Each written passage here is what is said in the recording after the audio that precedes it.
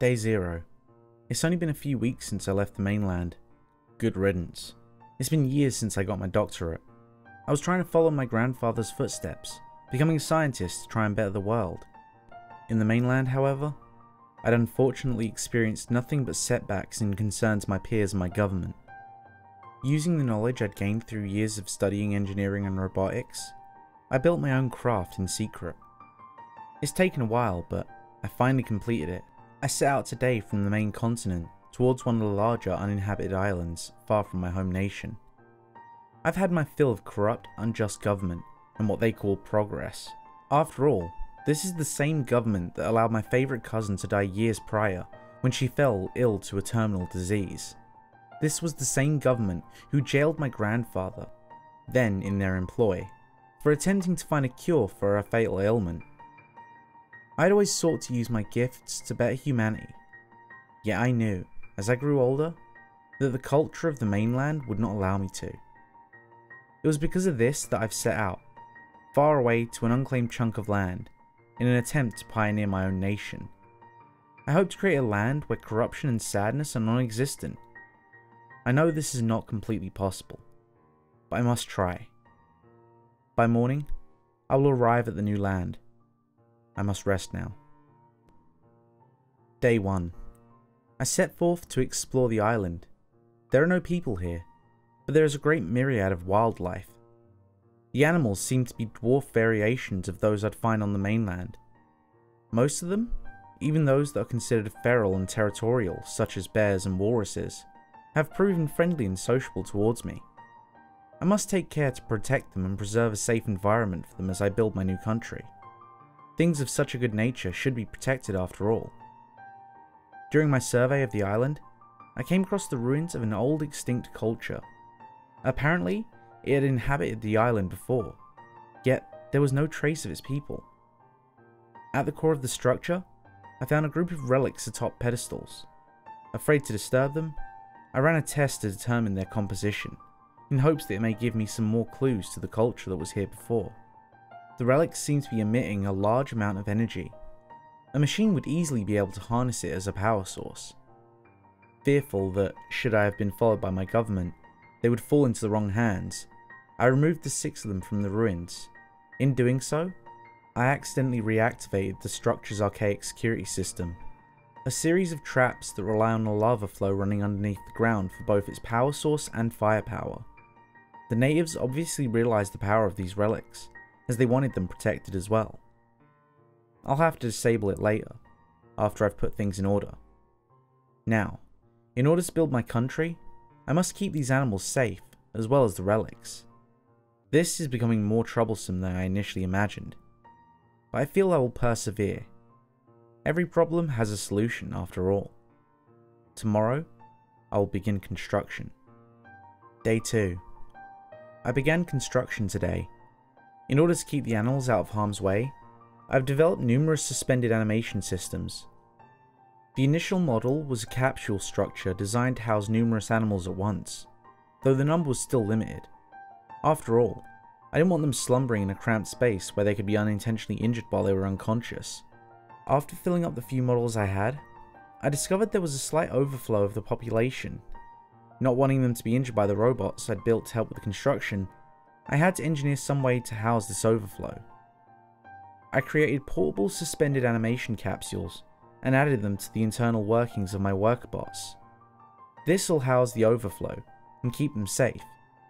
The animals will be completely unconscious the entire time, so when matters are put in order, they'll wake up as if they've just been asleep for the night. This is one issue out of the way. As for the relics, I've placed them in secure locations throughout the island.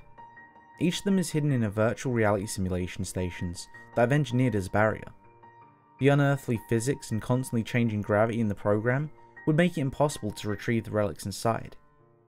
Since I'm the only one with access to disable the program, I'm the only one who can get to them. They'll be safe for now. And now, I can move onward with building my nation. Day 17. I've established my base of operations at the centre of the island. It's a bit bare bones at the moment, but setting up the rest of the island first is more important. The robots have made construction go along much faster. I've already set up city and highway. At least I have my nation's capital completed.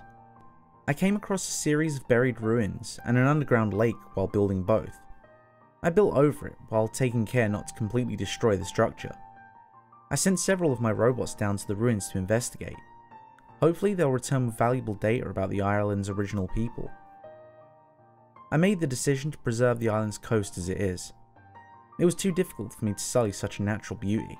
I sent a few of my robots there to monitor the area and keep watch for signs of any visitors. I don't want any tourists or government officials interfering with my plans after all. I keep forgetting to disable the traps in the above ground ruins I encountered on my first day here. The days keep growing shorter, I suppose. I'll have to take care of it later. Day 18. The robots I'd stationed on the coast had alerted me to a disturbance in the early hours of the morning. The images sent back by them appeared to be some sort of beast. It was unlike any creature I'd ever encountered. I'm certain the zoologists on the mainland would have declared it a new species. Despite the intrigue the creature inspired, the reports indicated that it was attacking, and worse, destroying my robots. The animals housed in the robot's internal suspension capsules would likely die of shock from the suspended animation process being halted unexpectedly. I had to do something. I set out from my base in my craft, armed but not looking for a fight. I optimistically assumed that perhaps this animal was one I'd missed in my sweep of the island, and was reacting this way out of fright. I hoped I could calm the creature upon my arrival, and put him into a sleep enclosure like the other animals. How wrong I was. When I arrived at the coast, I spotted a creature from the air, attacking the en masse suspended animation capsule I'd made for the coastal area.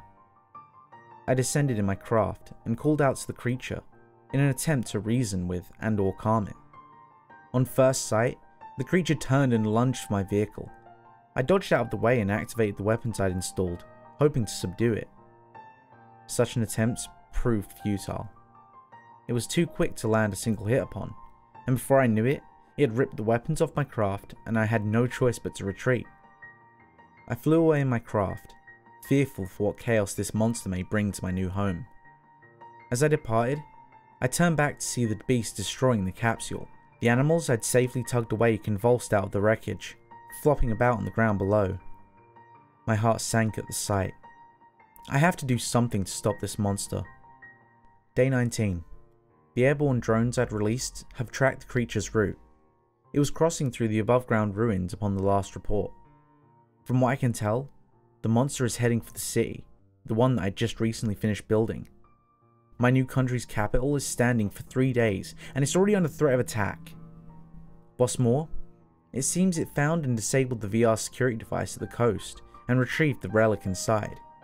In addition to being ferocious, it seems the creature is intelligent as well. Foolishly, I'd placed a capsule on the outskirts of the ruins, thinking it was safe. I felt I must go and retrieve it before the creature can destroy it and harm the animals inside. I equipped my craft with a flamethrower, hoping this destructive beast couldn't survive flames. When I arrived, once again, it proved too fast to actually land a hit. It sliced the flamethrower clean off my craft, like a knife through butter. I had to flee again. I'll have to block its progress at the sea itself, I'm afraid. Let's just hope my plan works. Day 20.